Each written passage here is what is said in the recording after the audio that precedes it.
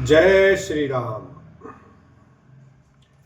सोनी सुमंत्रुषिय शीतल बानी, भयउ बिकल जनु फनि मनि हानि।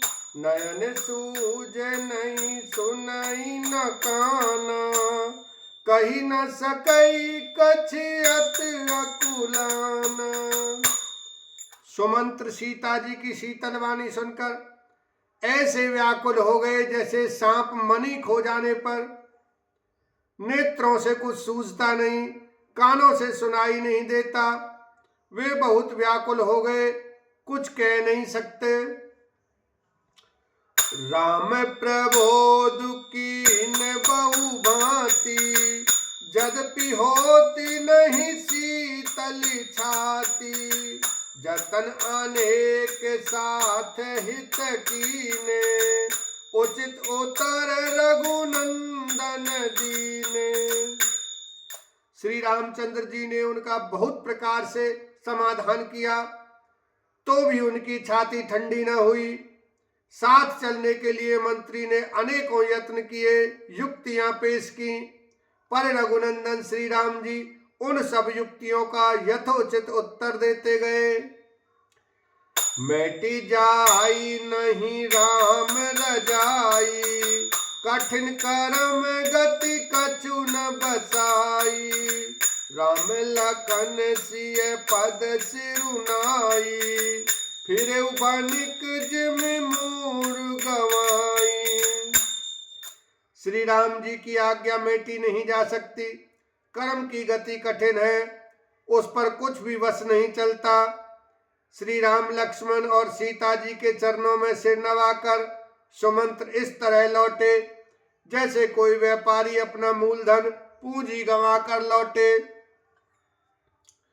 रथ हाँकेउ है राम तनो, हेरी हेरी ही नाय। देख निषाद विषाद बस, धुनई शीस पछताई। लखन सिया राम जय जय राम। सुमंत्र ने रथ को हाँका। घोड़े श्री रामचंद्र जी की ओर देख देख कर हिनहिनाते हैं। यह देखकर निषाद लोग विषाद के वश होकर सिन धुन धुन कर पीट पीट कर पछताते हैं। जासु वियोग विकल पशु ऐसे, प्रजा मात पितु जिय हई कैसे। बरबस राम सुमंत्र उठाए, पर सुर सरि तीर आप तब आए। जिनके वियोग में पशु इस प्रकार व्याकुल हैं, उनके वियोग में प्रजा माता और पिता कैसे जीत रहेंगे। श्री रामचंद्र जी ने जबरदस्ती सुमंत्र को लौटाया। तब आप गंगा जी के तीर पर आए। मागी नाव न केवट आना, कई तुम्हार मरम में जाना।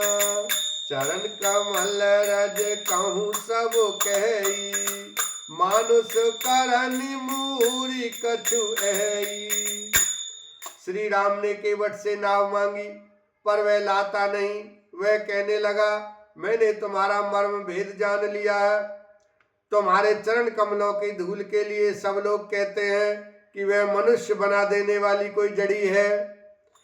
छुअत से लाभई नारी सुहाई, पाहन तेन काट कठिनाई।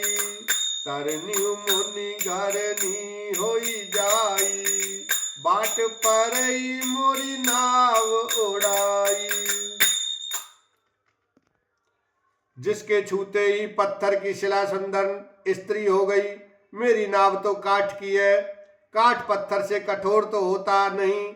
मेरी नाव भी मुनि की स्त्री हो जाएगी और इस प्रकार मेरी नाव उड़ जाएगी। मैं लुट जाऊंगा अथवा रास्ता रुक जाएगा, जिससे आप पार ना हो सकेंगे और मेरी रोजी मारी जाएगी। मेरी कमाने खाने की राह ही मारी जाएगी। मेरी छोटी सी नाव तेरे जादू भरे पाँव, डर लागे मोरे राम। कैसे बिठाऊं तो है नाव रे राम मेरी छोटी सी नाव तेरे जादू भरे पाँव डर लागे मोरे राम कैसे बिठाऊं तो नाव रे यही प्रतिपालूं सब परिवारू नहीं जाने कछु और को वारू जो प्रभु पार अवश्य गाते मोहि पद पदम पखारन कहूं। मैं तो इसी नाव से सारे परिवार का पालन पोषण करता हूँ, दूसरा कोई धंधा नहीं जानता। हे प्रभु, यदि तुम अवश्य ही पार जाना चाहते हो तो मुझे पहले अपने चरण कमल पखारने धो लेने के लिए कह दो। पद कमल धोई चढ़ाई नावन नाथ उतराही चहो मोहि राम राउरियान दशरथ शपथ सब साची कहो बारू तीर मारहूं लखन पे जब लगिन पाए पखारी हो तब लगिन तुलसीदास नाथ कृपाल पार उतारी हो।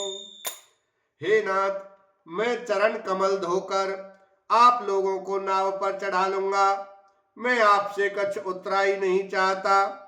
हे राम, मुझे आपकी दुहाई और दशरथ जी की सौगंध है, मैं सब सच सच कहता हूँ। लक्ष्मण भले ही मुझे तीर मारे पर जब तक मैं पैरों को पखार न लूंगा तब तक हे तुलसीदास के नाथ, हे कृपालु, मैं पार नहीं उतारूंगा। प्रेम लपेटे अटपटे सुन के वट के बैन चितई जान की लखन तनो से करुणा एन लखन सिया राम जय जय राम। केवट के प्रेम में लपेटे हुए अटपटे वचन सुनकर करुणाधाम श्री रामचंद्र जी, जानकी जी और लक्ष्मण जी की ओर देखकर हंसे।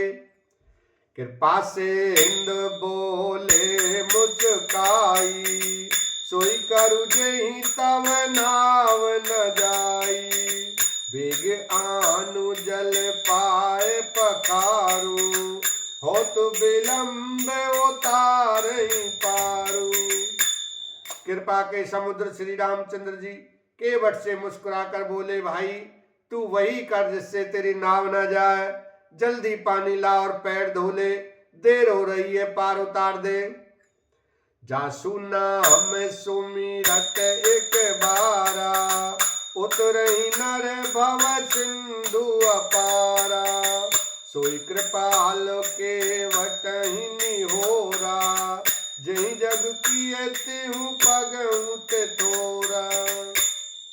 एक बार जिनका नाम स्मरण करते ही मनुष्य अपार भवसागर के पार उतर जाते हैं और जिन्होंने वामनावतार में जगत को 3 पग से छोटा कर दिया था, 2 ही पग में त्रिलोकी को नाप लिया था, वही कृपालु श्री रामचंद्र जी गंगा जी से पार उतारने के लिए केवट का निहोरा कर रहे हैं।